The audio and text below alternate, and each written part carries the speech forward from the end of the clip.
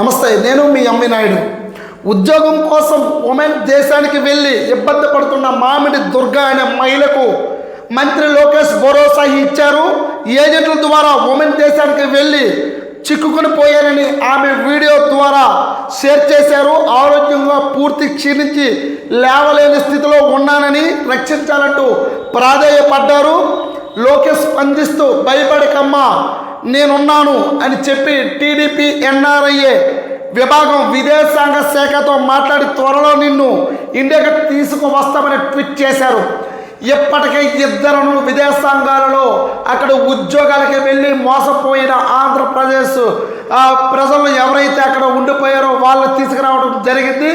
దాంతో ఇప్పుడు ఒక ట్వీట్ చేయడంతో మళ్ళీ నేను ఉన్నానమ్మా, నేను అక్కడ విదేశాంగ శాఖ మంత్రితో మాట్లాడి మిమ్మల్ని మన రాష్ట్రానికి తీసుకువస్తానని భరోసా ఇచ్చారు మంత్రి లోకేష్.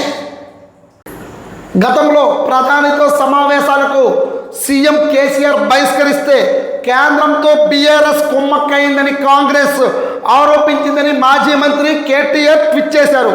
మరి ఇప్పుడు నీతి ఆయోగ్ సమావేశాన్ని రేవంత్ రెడ్డి భాయ్ కాట్ చేయడంపై కాంగ్రెస్ ఏం చెబుతుంది అని అన్నారు.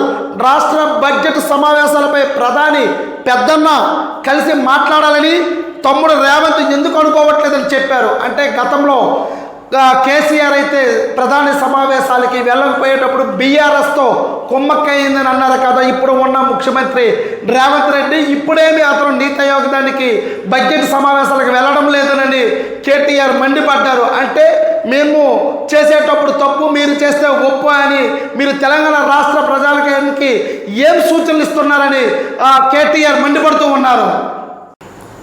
భారీ వర్షాలు వరదలతో అతలాకుతలమవుతున్న రైతాంగాన్ని ఆదుకోవాలని ఏపీసీసీ చీఫ్ వైఎస్ షర్మిల సీఎంను కోరారు.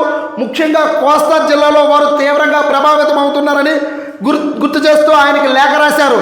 కాలువల నిర్వహణ అస్తవ్యస్తంగా ఉండడం వల్లే పంట పొలాలు నీటి మునిగి నష్టం వాటిందని, రైతుల దుస్థితిపై ఎమ్మెల్యేలు ఎంపీలు ఎందుకు మాట్లాడటం లేదని శోచనీయమని, రైతులకు ఇచ్చిన ఈ కష్టాన్ని రాష్ట్రానికి ఎమర్జెన్సీగా ప్రకటించాలని డిమాండ్ చేశారు. కాంగ్రెస్ పార్టీ ఆంధ్రప్రదేశ్లో చీఫ్ షర్మిల కూటమి ప్రభుత్వంపై మండిపడుతూ ఉన్నారు. ఇక్కడ అతలాకుతలం అవుతూ ఉంటే రైతాంగాన్ని వర్షానికి మొత్తం కూడా పంట పొలాలన్నీ కూడా నాశనం అయిపోతూ ఉంటే మీరు నిద్రపోతూ ఉన్నారా? ఎమ్మెల్యేలు ఎంపీలు ఎందుకు మాట్లాడటం లేదనని వైఎస్ షర్మిల మండిపడుతూ ఉన్నారు.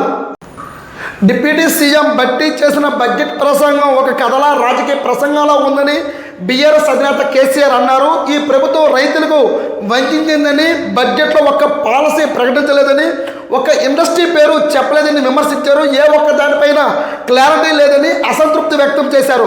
మహిళలకు ఇచ్చేదేమీ లేదని, రాష్ట్రంలో విద్యుత్ సరఫరా సరిగా లేదని అన్నారు.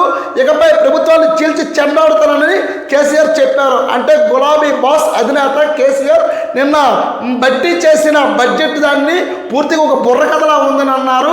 అలాగే రాష్ట్రం మొత్తం కూడా భ్రష్టు పష్టించారని అన్నారు. అలాగే ఇక్కడ కాచి ప్రభుత్వం అయితే మాత్రం రాష్ట్ర తెలంగాణ ప్రజలకు మాత్రం నష్టం కలిగితే మిమ్మల్ని చీల్చి చెండాడుతారని గులాబీ అధినేత బిగ్ బాస్ అన్నారు. మాజీ సీఎం జగన్ తాడేపల్లి నివాసంలోని ఉదయం 11:30 గంటలకు కీలక ప్రెస్ మీట్ అనేది పెట్టడం జరుగుతూ ఉంది. సీఎం చంద్రబాబు అసెంబ్లీలో విడుదల చేసిన శ్వేతపత్రాలపై జగన్ పవర్ పాయింట్ ప్రజెంటేషన్ ద్వారా కౌంటర్ ఇవ్వనున్నట్లు సమాచారం. కాగా రాష్ట్రంలో శాంతి భద్రతలు అదుపు తప్పేట్టు 2 రోజుల క్రితం ఢిల్లీలో జగన్ ధర్నా చేసిన విషయం కూడా తెలిసిందే. అయితే ఇప్పుడు నిన్నటి వరకు కూడా అతను ఢిల్లీలో జగన్మోహన్ రెడ్డి ధర్నా చేయడం జరిగింది. అయితే ఆయన ఒకటోకటిన ఆంధ్ర రాష్ట్రానికి కూడా రావడం జరిగింది. దీనిపై శ్వేతపత్రంపై పవర్ పాయింట్ ఇస్తాము, రాష్ట్రంలో ఉన్న శాంతి భద్రతలు అనేవి లోటిల్లేననేది ఢిల్లీలో అయితే మాత్రం చెప్పడం జరిగింది.